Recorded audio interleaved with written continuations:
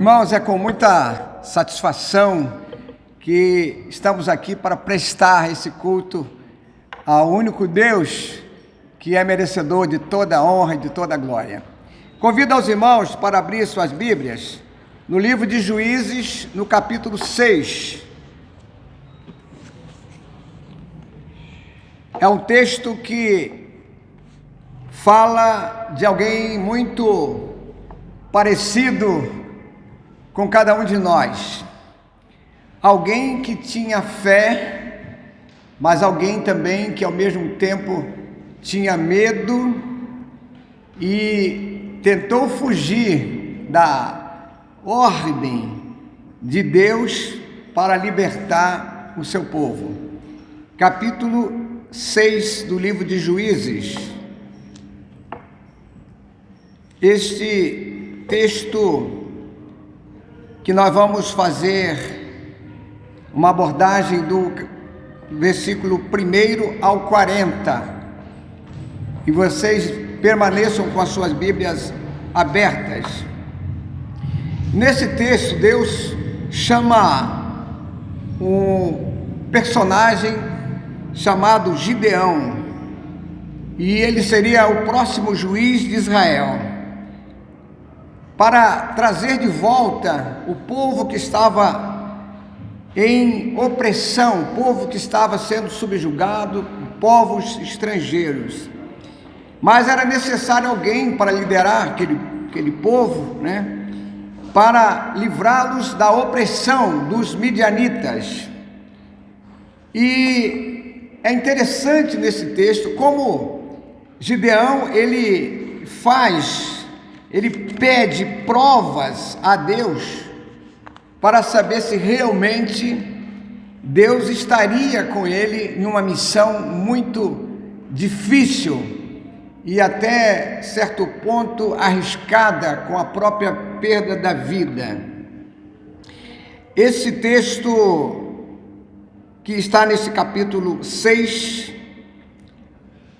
todas as vezes que Gideão pede para Deus fazer um teste, provar, Deus o atende.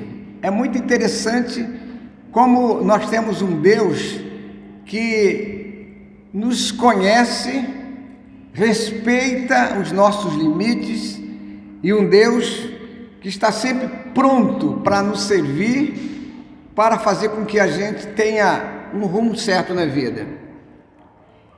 E quando você começa a analisar esse texto, não é fácil descrever a atitude de Gideão. O próprio anjo do Senhor disse que ele era um homem valoroso. Ele seria um guerreiro poderoso. Ele seria um homem cauteloso. Um homem cheio de fé, mas ao mesmo tempo que duvidava das ações de Deus. Na verdade, nós vamos perceber que era alguém muito parecido com cada um de nós, cheio de dúvidas, um homem cheio de medo.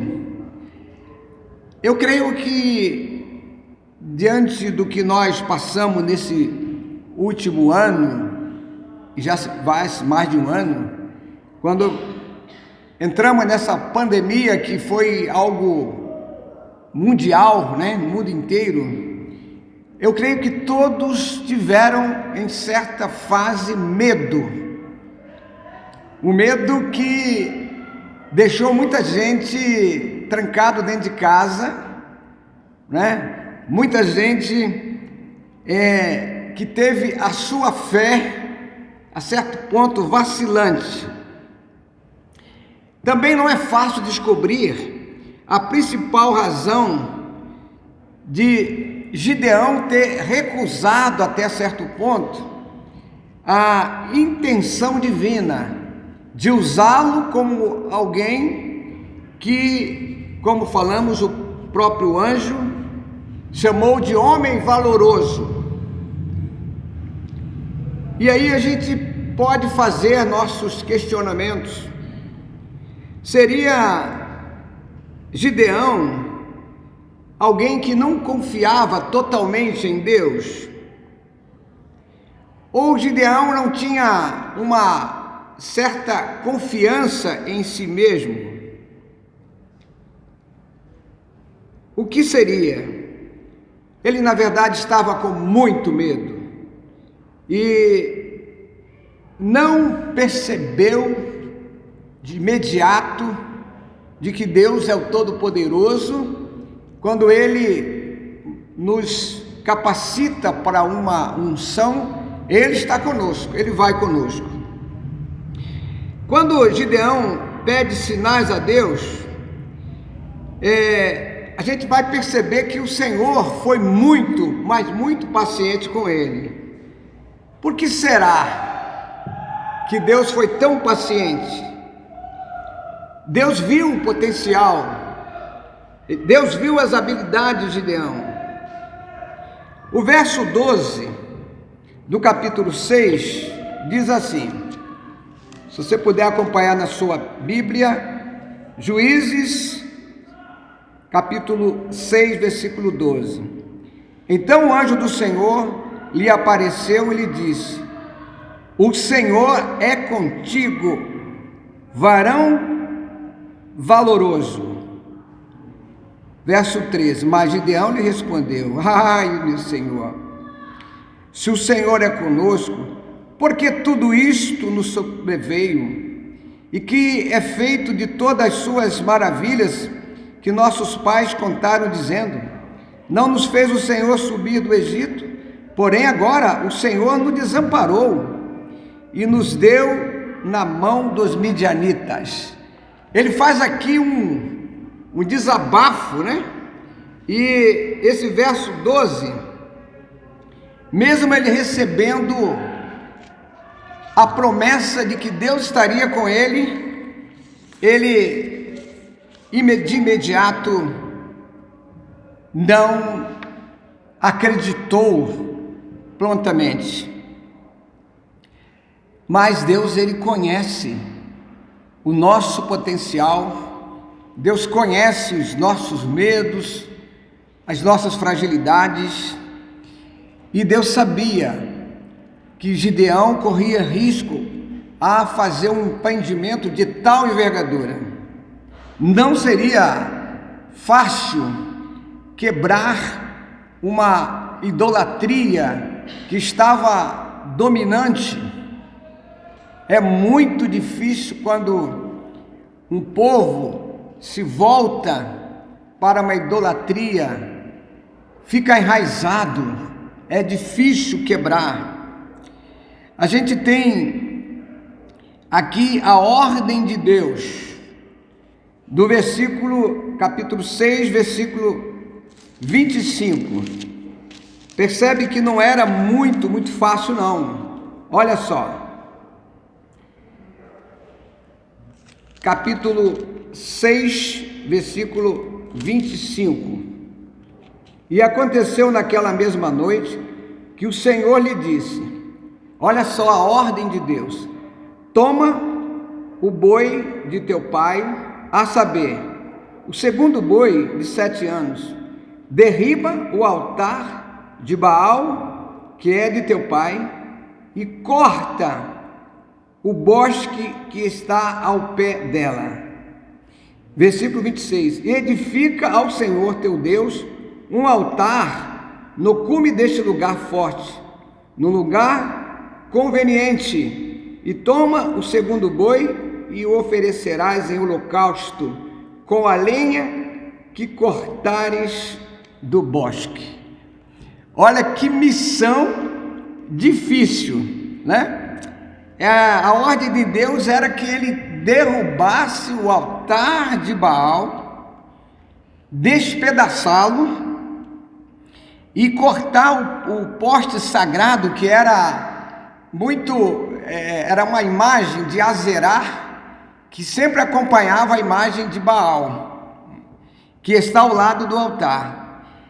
Pegar isso, edificar um altar ao Senhor naquele lugar, no lugar do altar de Baal, consagrar o altar do Senhor e oferecer um holocausto com a lenha do poste sagrado.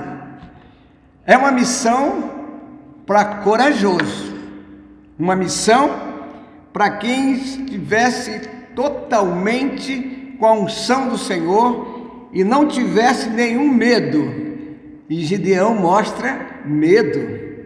Quando você tem medo, você fica fragilizado, você fica enfraquecido, você fica limitado, você não tem uma influência muito grande. O medo paralisa as pessoas. Mas Deus, ele aceitou os medos de Gideão.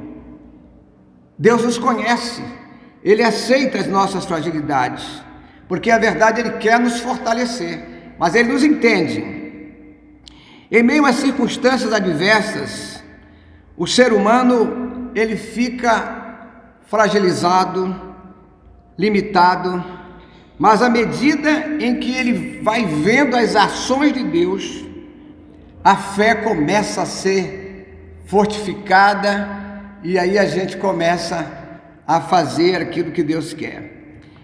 O versículo 27 do capítulo 6, vocês estão acompanhando? Então Gideão tomou 10 homens dentre os seus servos e fez como o Senhor lhe dissera. Sucedeu que, temendo, olha só aqui, olha aqui o medo, temendo ele a casa de seu pai e os homens daquela cidade, não o fez de dia, mas fê-lo de noite. Versículo 28, levantando-se, pois, os homens daquela cidade de madrugada, eis que estava o altar de Baal derribado, o bosque que estava ao pé dele cortado, e o segundo boi foi oferecido no altar de novo edificado. Irmãos, ele cumpriu a missão, conforme o Senhor lhe designara, mas ele foi à noite, para ninguém ver, Gideão, ele escolhe 10 homens de sua confiança, fez tudo no mais absoluto segredo, escondido ali para ninguém ver, esperou a noite chegar, de repente lá para meia-noite, né? Ele temia não aquela imagem de Baal, que era um ídolo sem nenhuma expressão, mas ele teme a casa de seu pai e os homens idólatras daquela cidade. Versículo 28. Aqui nós temos uma questão muito interessante. Quando o povo acordou no dia seguinte, eles encontraram a imagem de Baal caída no chão, o altar quebrado, o poste ídolo em cinzas, ainda com certeza fumegando, alguma fumaça, e aí começa aquele zum, zum, zum que é muito comum, e a pergunta era essa: quem fez isso? Quem fez isso? Para a gente acertar as contas, quem foi esse que derrubou aqui o nosso Deus, quebrou o altar? Versículo 29, quem foi que destruiu o nosso Deus? E foi perguntando a um e outro. Você já viu 10 pessoas guardar segredo por muito tempo? Não consegue, né? Alguém lá abriu o bico e falou: foi Gideão que fez isso. Quando você tem alguma coisa que você quer esconder, não peça a ninguém para guardar segredo, porque é besteira. Se você falar, não conta para ninguém, aí que a pessoa vai contar mesmo, né? É um negócio que parece que faz parte do ser humano, né? Segredo para 10 não durou muito tempo. E aí, quem fez isso? Aí veio à tona, versículo 30, Olha só o versículo 30, que está muito claro aqui. Então os homens daquela cidade disseram a Joás: tira para fora o teu filho, para que morra, pois derrubou o altar de Baal, cortou o poste que estava ao pé dele. Sempre tem algumas pessoas que nesta hora são extremamente sábias.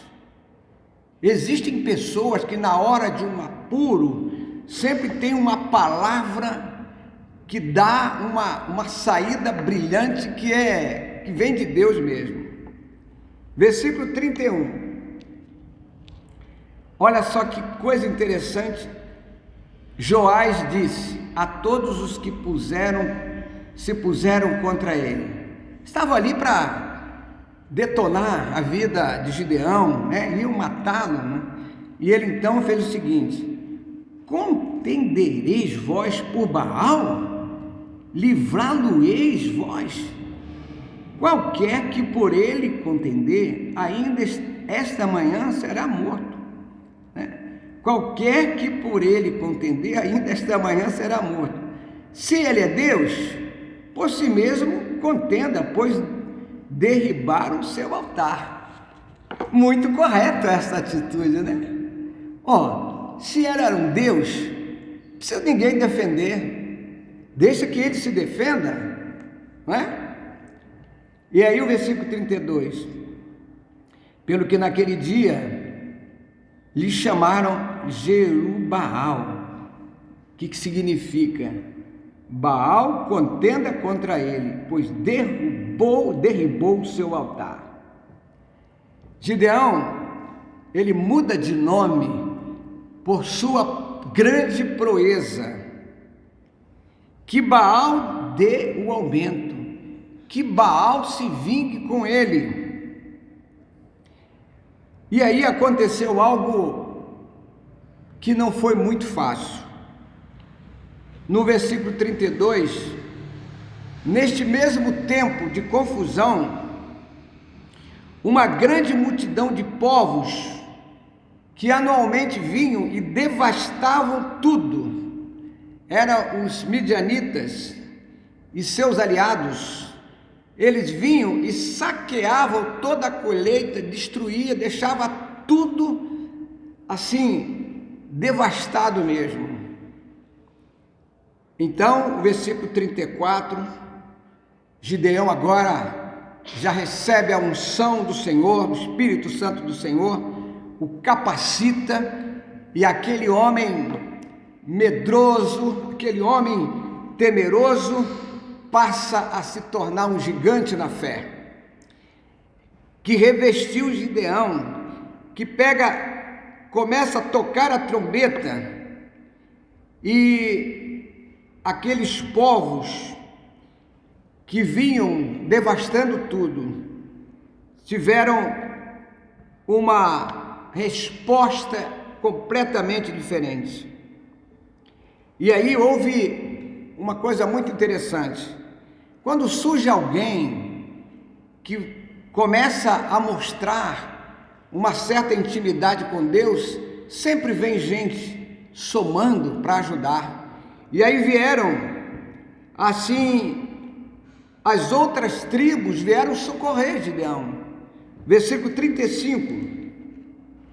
Enviou então, 34, então o Espírito do Senhor revestiu a Gideão, o qual tocou a buzina, e os abisritas se juntaram após ele, e enviou mensageiro por toda a tribo de Manassés, que também se convocou após dele. Também enviou mensageiro a Zé, a Zebulon, a Naftali, e saíram ao encontro.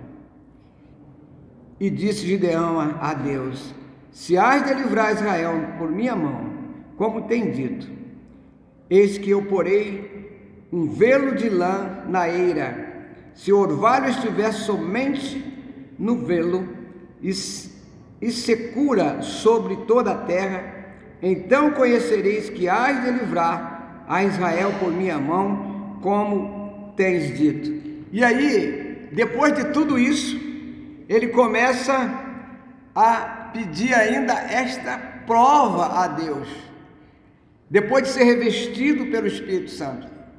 Como nós somos seres humanos, Deus nos entende e Ele atende, os nossos pedidos. Nos versos 36 a 40, aqui vamos encontrar Gideão não procurando mais saber qual a vontade de Deus. Essa ele já sabia perfeitamente, plenamente. Ele então pede um sinal a Deus, e ele coloca então a lã, que foi um teste somente o poder de Deus poderia fazer com que esse teste fosse realizado. Para que a sua fé fosse fortalecida, Deus o atende. Mesmo ele tendo todas as evidências do poder de Deus, Deus o atende. E para que ele também pudesse ser consagrado como líder que viera de Deus.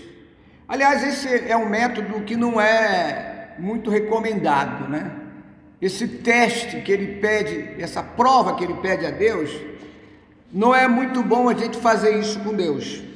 Porque Deus, quando ele promete, ele cumpre. Todas as promessas, Deus as cumpre totalmente. Não precisa pedir provas a Deus, porque Ele é autossuficiente, é o Todo-Poderoso. Verso 37 e 38. Eis que eu porei um velo de lã na eira. Olha só que teste ele pede. Se o orvalho estiver somente no velo e secura sobre toda a terra, então conhecereis que hás de livrar a Israel por minha mão, como tem dito. E assim sucedeu, porque ao outro dia se levantou de madrugada e apertou o velo, e do orvalho do velo espremeu uma taça cheia de água. Gideão então faz mais um teste, 39. E disse ainda a Gideão: não se acenda contra mim a tua ira, se eu ainda falar só esta vez. Rogo-te só, que só esta vez faça a prova com o velo. Rogo-te que só no velo haja secura, em toda a terra haja o orvalho. Ele pede uma contraprova para saber se Deus mesmo estava agindo. E o verso 40: e Deus assim o fez naquela noite, pois só no velo havia secura, e sobre toda a terra havia orvalho. Que Deus é esse que nos atende, que até certo ponto se curva à nossa vontade? Esse Deus é maravilhoso. Assim, Gideão está preparado para o que der e vier, qualquer batalha. E aí Deus corrige todos os medos de Gideão e firmou a fé e o capacitou para ser um juiz de Israel. Quando li esse texto, eu fiquei pensando em algumas coisas.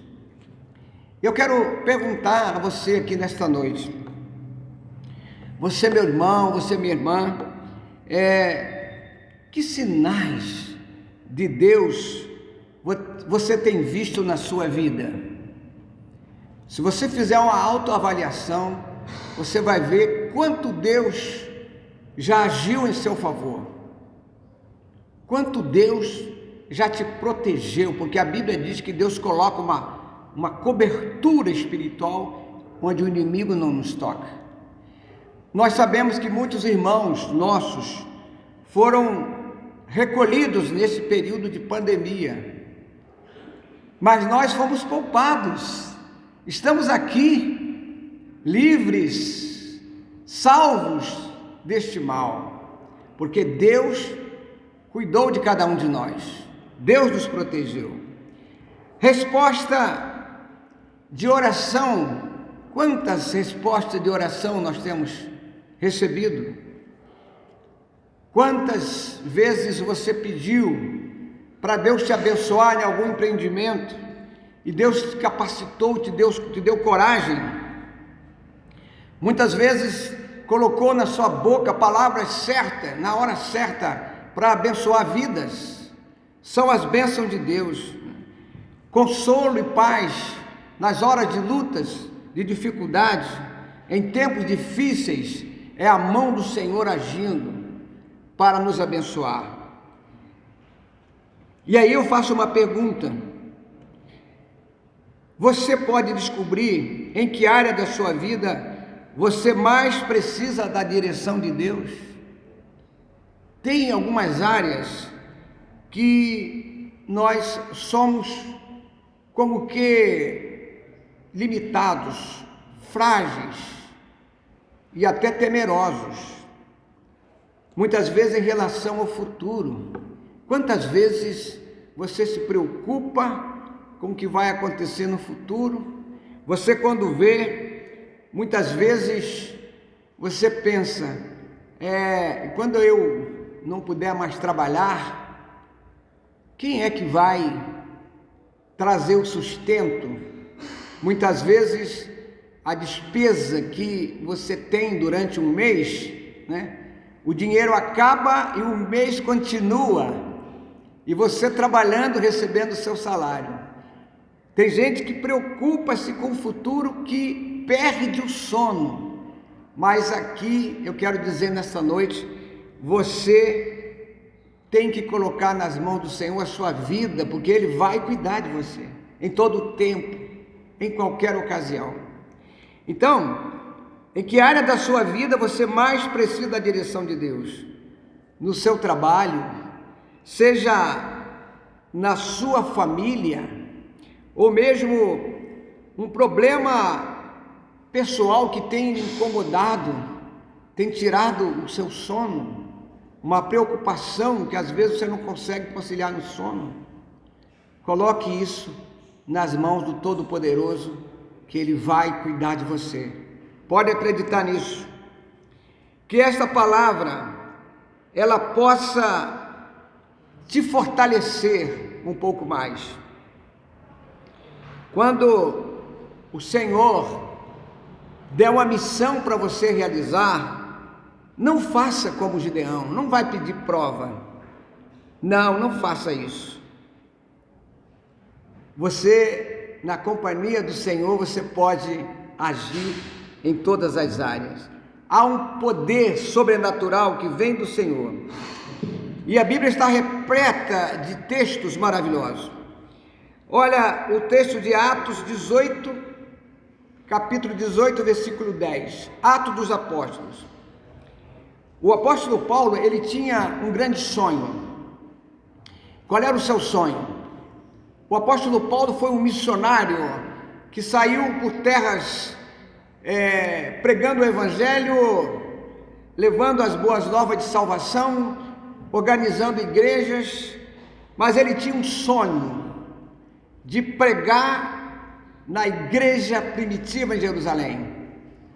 E ele, assim, como que um desejo que ninguém tira. Você, quando tem um propósito e firma, e você é um pouco teimoso, você vai mesmo sabendo que não vai dar certo. Se lembra o que aconteceu com ele? O sonho do apóstolo Paulo era ir a Jerusalém. E aí, quando ele sai despedindo das suas igrejas, ele chega a um certo ponto, como dá o nome? Aquele que faz um profeta. O profeta chama Paulo e diz assim: Paulo, vem cá. E ele tira o cinto de Paulo e o amarra e diz: olha, vamos fazer com você lá em Jerusalém isso aqui, você vai sofrer pra caramba, então você não vai. Paulo disse: olha, Deus não falou comigo, falou para eu ir, eu vou. E ele foi. O profeta estava certo? Sim. Ele sofreu barbaridades. Chegando lá em Jerusalém, ele foi tão apertado que ele teve que fazer um voto, rapou a cabeça. E ele foi ali, mas muito humilhado. Eles estavam mesmo, sabe, com uma certa bronca. Sabe aquela bronca que às vezes o crente tem um do outro? E disseram assim na lata: Paulo, foi muito bom você vir aqui, porque você está pregando aí que não precisa mais circuncisão. Que negócio é esse? Você está maluco? E Paulo, ele era o profeta, o evangelista da graça, que diz que você tendo Cristo, você cumpre toda a lei, não precisa de praticar nenhum ritual lá da antiga aliança, porque Jesus, ele veio e cumpriu toda a lei. E aí, Paulo então, ele é muito maltratado, ele é muito humilhado, mas Atos 18:10, o próprio Deus diz assim: eu estou com você, e ninguém vai lhe fazer mal ou feri-lo, você não está sozinho, o anjo do Senhor acampa-se ao redor dos que o temem e os livra. Provai e vede que o Senhor é bom. Salmo 34, 7 e 8. Meus irmãos, a gente precisa ter a nossa fé muito sólida. Nós não podemos ir na onda que é muito comum por aí. A gente tem que ter uma firmeza absoluta de que, se você entregou sua vida a Cristo, você está protegido totalmente. Nada pode lhe fazer mal. Qual era o segredo de Gideão? Para mim, quando mesmo o Senhor, reconhecendo nele um poderoso guerreiro, um homem de força, Gideão se sente inseguro. Ele reconheceu, porque ele sabia de onde ele viera, de quem ele era. Ele disse: olha, como pode eu ser um poderoso guerreiro se o meu clã é o menor, é o último, e eu sou o menor da minha família? Mas ele não sabia. Quando Deus chama, Deus, ele te completa, ele faz você realmente alguém valoroso, alguém que faz a diferença nesse mundo. Um mundo que, quando a gente vê, só tem pessimista. A economia vai afundar, não vai ter emprego. Eu não sei se vocês estão acompanhando, quando a igreja se levanta, a igreja tem orado, e Deus tem abençoado a nossa nação, em meio a crises em que países aí ficaram numa tremenda bancarrota. O Brasil conseguiu começar a ter os recursos suficientes para, mesmo pequeno, mas para dar um auxílio emergencial, e agora a gente percebe que é muito pouco, mas é uma ajuda. O Senhor tem suprido a nossa nação. Então, a gente também não pode bater no eu sou tal, Deus está comigo. Não, a gente precisa saber, como Gideão, ele quis saber se Deus estaria com ele, e ele apenas seria o instrumento que Deus usaria. E aí, finalizando esta palavra, eu escrevi aqui: Gideão é identificado na vida de muitas pessoas. Ele é muito parecido comigo, com cada um de nós. Num instante, a gente tem uma fé gigantesca. Daqui a pouco, a gente está vacilante, está duvidando. Mas precisamos ter a certeza da presença de Deus constantemente em nossa vida. Às vezes ele se sentia seguro, daqui a pouco inseguro. Isso não é bom. E quando Deus mandar você fazer, meu irmão, faça. Não duvide que Ele vai estar com você. E há um versículo que diz assim: Salmo 37:5. Quero que você recite comigo. Entrega o seu caminho ao Senhor. Confia nele e ele agirá. Ministério de louvor, por favor. A igreja vai ficar de pé, nós vamos adorar o Senhor nesse momento com o ministério de louvor.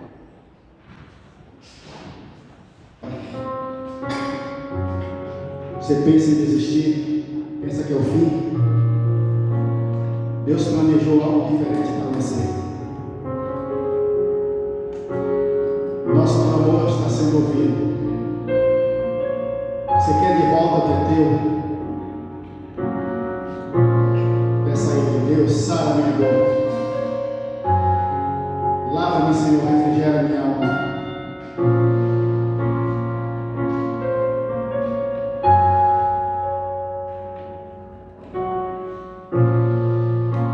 Os planos que foram embora, o sonho que se perdeu, o que era festa e agora é outro que já morreu.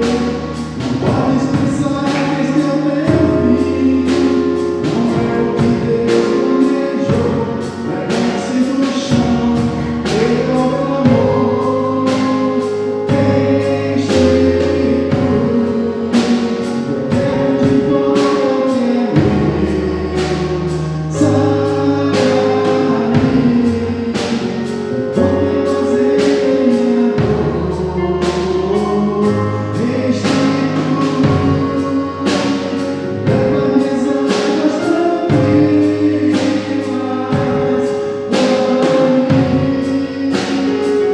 leva minhas águas tranquilas, seus sonhos de volta, Senhor.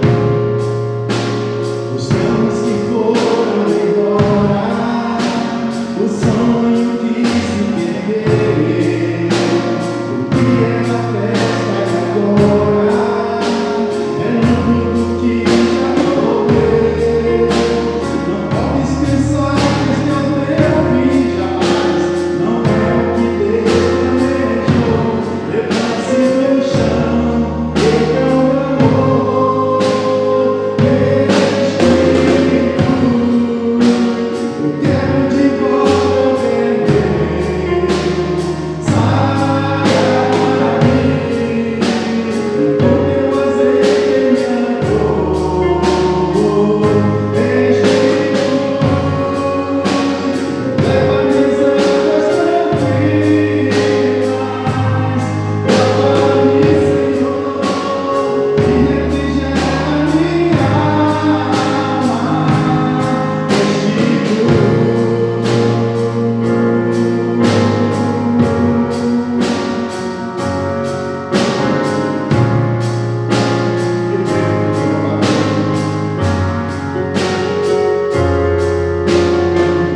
tempo que roubado foi, não poderá se comparar a tudo aquilo que o Senhor tem preparado ao quem amar.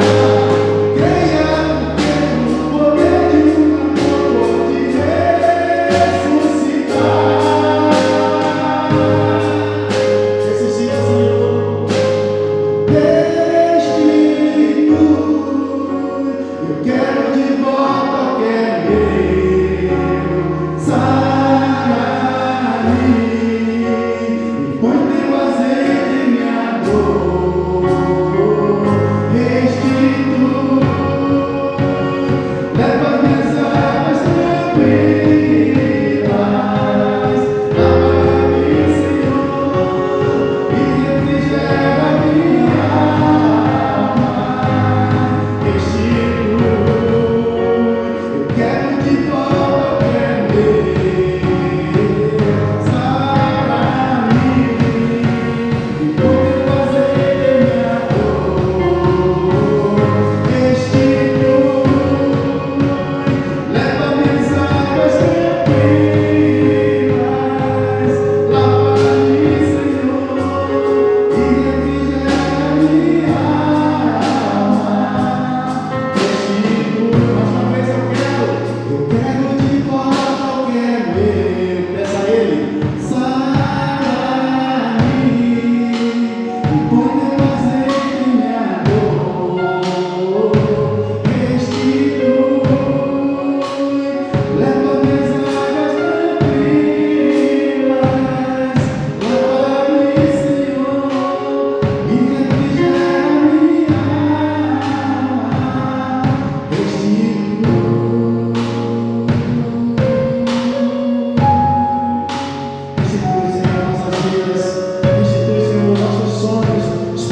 Deus, que foram, Pai, estão nas tuas santas mãos, Senhor Deus. Sai dessa nação, Senhor Deus. É o clamor do teu povo nessa noite, Senhor Deus. Em nome de Jesus, aceita esse louvor, Senhor Deus, que nós te prestamos. Aceita esse culto, Senhor Deus, de uma forma única de agradecimento a Ti, ó Pai. Em nome de Jesus, eu te agradeço por tudo. Amém.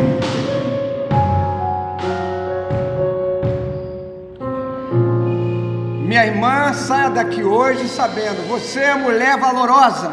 Meu irmão, saia daqui hoje, você é homem valoroso. Amém? Levante a sua mão e abençoe o seu irmão. Que o Senhor te abençoe e te guarde.